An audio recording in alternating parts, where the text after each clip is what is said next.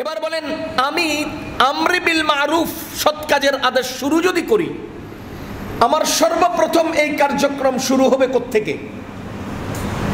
আমার সর্বপ্রথম এই কার্যক্রম শুরু হবে কোত্থেকে? সর্বপ্রথম আমার কার্যক্রম শুরু হবে আমার ঘর থেকে, আমার বিবি থেকে, আমার বাচ্চা থেকে, আমার ভাই থেকে, আমার বোন থেকে, আমার পরিবারের সদস্যদের থেকে আমার এই কার্যক্রম শুরু হবে।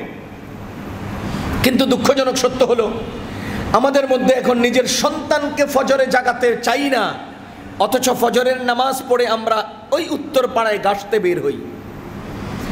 আমরা উত্তর পাড়ার জেঠাকে দাওয়াত দেই, নিজের ছেলেকে ঘুম থেকে জাগাই না। দুঃখজনক। নীরবে ঘর থেকে বের হই, দরজা আস্তে করে খুলি লাগাই, কেন? ওই যে 30 বছর 25 বছরের যুবকটার ঘুম ভেঙে যাবে, এই জন্য। বাবা তার সন্তানকে ডাকে না, ওই উত্তর পাড়ার আরেকজনের কলিং বেল টিপ দে, ভাই চলেন নামাজ পড়তে যাই। এটা জিম্মাদারি নয়। আমার জিম্মাদারির প্রথম কাজ হলো আমার সন্তানকে নিয়ে আমি আমার দ্বীনের কাজে এগিয়ে যাব। তা'মুরুনা বিল মারুফ। নিজের চোখের সামনে সন্তান অন্যায় করে, বাবা নীরব তাকিয়ে থাকে। নিজের চোখের সামনে পকেটের টাকা দিয়ে সন্তান বিয়ের গায়ে হলুদ করছে, সন্তান আর্জেন্টিনা ব্রাজিলের খেলাকে কেন্দ্র করে এলাকার মধ্যে তোলপাড় তৈরি করেছে, সন্তান আওয়ামী লীগ বিএনপিকে কেন্দ্র করে অন্যায় অবিচারে লিপ্ত হচ্ছে, বাবা নিজের পকেটের টাকা দিয়ে তাদেরকে অন্যায় করার সুযোগ দিচ্ছেন। তা'মুরুনা বিল মারুফ। করার দরকার কি ছিল? আপনি করছেনটা কি? আপনি করছেনটা কি? এজন্য ভাই, আমি আপনি আমরা সবাই সেরা উম্মত জিম্মাদারির কারণে। জিম্মাদারি যদি আমরা ছেড়ে দেই, জিম্মাদারি যদি আমি ঠিকমতো আদায় না করি, তো এলাকার কেউ আমাকে দাম দেয় না, আমার আল্লাহ আমাকে কোনো দাম দিবেন না। কারণ আমি যে কারণে দামি হয়েছি, কারণটা আমি ধরে রাখতে পারি নাই।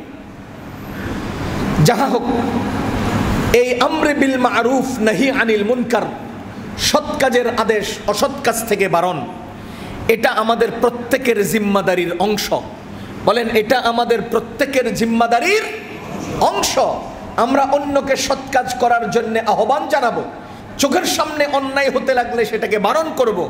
চোখের সামনে অন্যায় বারণ করার অনেকগুলো লাইন আছে, মনে রাখবেন। قال رسول الله صلى الله عليه وسلم من رأى منكم منكرا فليغيره بيده فإن لم يستطع فبلسانه وإن لم يستطع فبقلبه وذلك أضعف الإيمان। রাসূলুল্লাহ সাল্লাল্লাহু আলাইহি ওয়াসাল্লাম বলেন, তোমাদের চোখের সামনে কোনো অন্যায় যদি হতে দেখো, তো সর্বপ্রথম তুমি তোমার হাত দ্বারা সেই অন্যায়কে তাগায়্যুর করো, পরিবর্তন করে দাও। দ্বিতীয় নাম্বার, যদি সেটা তুমি না পারো, তাহলে তোমার মুখ দ্বারা সেটাকে পরিবর্তন করো। যদি সেটাও তুমি না পারো, তবে অন্তর দিয়ে সেই কাজটাকে, অন্যায়টাকে তুমি ঘৃণা করো। অন্তরে ঘৃণাটুকুন যদি থাকে, তবুও তোমার ভেতরে কদ্দুর ঈমান আছে বলে এটার আলামত হবে। যদি ঘৃণাও না থাকে, তো তুমি ঈমান মুক্ত একজন একটা জড় পদার্থের মতো হয়ে যাবে, যার ভিতরে ঈমান নাই। একটা পদার্থ তার চেয়ে দামি, একটা পদার্থ তার চেয়ে দামি। ওই যে তাতারিদের একজন বড় বুজুর্গ, তাতারি খেলাফতের সরকারের আমলের বাদশাহ চেঙ্গিস খানের নাতি হালাকু খানের বংশের একজন সরকারের ছেলে, বাদশার ছেলে শাহজাদা, গেছে শিকার করার জন্যে। তো ঘটনাচক্রে, আমি বুজুর্গের নামটা ভুলে গেছি, বুজুর্গ রাস্তা দিয়ে হেঁটে যাচ্ছেন। পরে শাহজাদা তারে ডাক দিয়ে বলতেছে, মিয়া, এমনি তো মোল্লা দেখলে, হুজুর দেখলে কারো কারো খাজানি উঠে, চুলকানি উঠে, হুদেই। আল্লাহ তাআলা দেখেন সূরা মুমিনুনে বলেই দিছে এই কথা, ফাত্তাখাযতুমুহুম সিখরিয়ান হাত্তা আনসাউকুম যিকরি ওয়া কুনতুম মিনহুম তাদহাকুন ইন্নী জাযাইতুহুমুল ইয়াওমা বিমা সাবারু ইন্নাহুম হুমুল ফাইজুন। এই যে ফাত্তাখাযতুমুহুম সিখরিয়া, তুমি এই সমস্ত লোকদেরকে দেখলে, তারা এই সমস্ত লোকদেরকে হাসি ঠাট্টার পাত্র বানিয়েছে। হাত্তা আনসাউকুম যিকরি, এমনকি এসবের পিছনে পড়ে আমার কথাই ভুলে গেছে, আমার স্মরণ ভুলে গেছে। ওয়া কুনতুম মিনহুম তাদহাকুন, তোমরা তাদেরকে নিয়ে হাসি ঠাট্টা মশকরা করেছ। এই হুজুর, আলেম, ওলামা, দিনদার, মুত্তাকি, পরহেজগার দেখলে তোমরা হাসির তামাশার পাত্র বানিয়েছ। ইন্নী জাযাইতুহুমুল ইয়াওমা বিমা সাবারু, তারা এত সব ঠাট্টা মশকারির পরিবেশের মধ্য দিয়েও নিজেরা যে ধৈর্য ধারণ করেছে, এই ধৈর্যের ফল হিসেবে আমি তাদেরকে জাযা দান করব। ইন্নাহুম হুমুল ফাইজুন, নিশ্চয়ই তারাই সফল কামিয়াব। সূরা মুমিনুনের 111 নম্বর 10 এবং 11 নম্বর আয়াত পড়ে শোনালাম। তো এরকম সমাজের মধ্যে আছে যারা আলেম ওলামা জুব্বা পায়জামা কুর্তা দিন ইসলাম দেখলে হুদাই খোঁচাইতে মন চায়, হাসি দিতে মন চায়, টিটকারি করতে মন চায়, এরকম লোক অনেক আছে সমাজে। তো এই শাহজাদা যখন আলেমটাকে দেখলেন, হুজুরটাকে দেখলেন, তখন তারে ডাক দিয়ে বলতেছে, মিয়া তুমি কেডাই, করতে গাইলা? গল্প সল্প করতে করতে এক পর্যায়ে টাস করে তাকে প্রশ্ন করছে যে আমার এই কুত্তার দাম বেশি না মিয়া তোমার দাম বেশি কও তো? তার সাথে একটা কুকুর ছিল। আর এই বুজুর্গকে টিটকারি করতে করতে কোথায় নামাছে চিন্তা করেন। আমার এই কুত্তার দাম বেশি না তোমার দাম বেশি কও তো? তো আল্লাহর এই বুজুর্গ বান্দা বলেন যে আমার কাছে যদি ঈমান থাকে আর ঈমানের হালতে যদি আমি মারা যাই তবে কুকুরের চেয়ে আমার দাম বেশি, আর যদি আমি ঈমান নিয়ে মরতে না পারি আমার চেয়ে কুত্তারও দাম বেশি।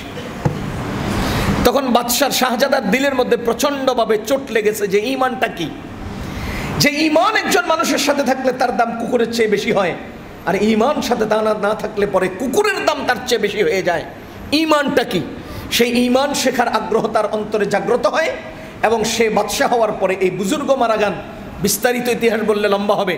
তার ছেলে তথা বুজুর্গ মারা যান, তার ছেলেকে পাঠায়, শাহজাদা ঈমান শিখতে চাইছে, তাকে ঈমান শিখে আসো। সে বাদশার কাছে যান। তিনি যখন বাদশাহ হন তখন আল্লাহর মেহেরবানিতে সেই বাদশাহ এই বুজুর্গের কাছে ঈমান শিখেন এবং তিনি মুসলমান হন। তো বলার উদ্দেশ্য হলো যার ভিতরে ঈমান আছে সে একটা জড় পদার্থের চেয়ে দামি, একটা জানোয়ারের চেয়ে দামি। আর যদি ঈমান না থাকে তা একটা কচু গাছও তার চেয়ে দামি, একটা কুকুর বিড়ালও তার চেয়ে দামি। ভাইও ঈমানের দাম সবচেয়ে বেশি। যাহা হোক, ওয়াযালিকা আদআফুল ঈমান। নবীজি বলেন যার অন্তরের মধ্যে অন্যায়ের প্রতি ঘৃণা নাই, যার অন্তরের মধ্যে অন্যায়ের প্রতি ঘৃণা নাই, ওই ব্যক্তির মধ্যে ঈমানের ন্যূনতম অংশটুকুনো অবশিষ্ট নাই। গত 15 বছরের অন্যায় অবিচারের প্রতি যার অন্তরে ঘৃণা নাই, বলে দিলাম তার অন্তরের মধ্যে বিন্দু পরিমাণের ঈমানের অবশিষ্ট নাই। যারা আজকে নিজেদের অবস্থানকে তৈরি করার জন্য মুসলমান ঘরে জন্ম নিয়েও হিন্দুদের সাথে মিছিলে যুক্ত হচ্ছেন, খোদার কসম আপনার ঈমানের বিন্দু পরিমাণও অবশিষ্ট নাই, নাই নাই, অবশিষ্ট নাই। কিভাবে আপনি মুসলমানের সন্তান হিন্দুদের সাথে স্লোগানে যান? কিভাবে যান? অস্তিত্ব তো নিঃশেষ করেছেন আপনারা নিজেরাই, এরপরে আবার অস্তিত্ব দাঁড় করানোর জন্য চেষ্টা করছেন। হিন্দু সাজছেন, বেঈমান হয়ে হিন্দু সাজলে লাভ হবে না। কুনতুম খায়রা উম্মাতিন উখরিজাত লিন-নাস তা'মুরুনা বিল মা'রুফ। নবীজি বলেন তোমরা অন্যায় চোখে দেখলে হাত দিয়ে বারণ করো, বারণ নয় তাগায়্যুর করো, পরিবর্তন করো, তাগায়্যুর করো, পরিবর্তন করো। আর কি করো?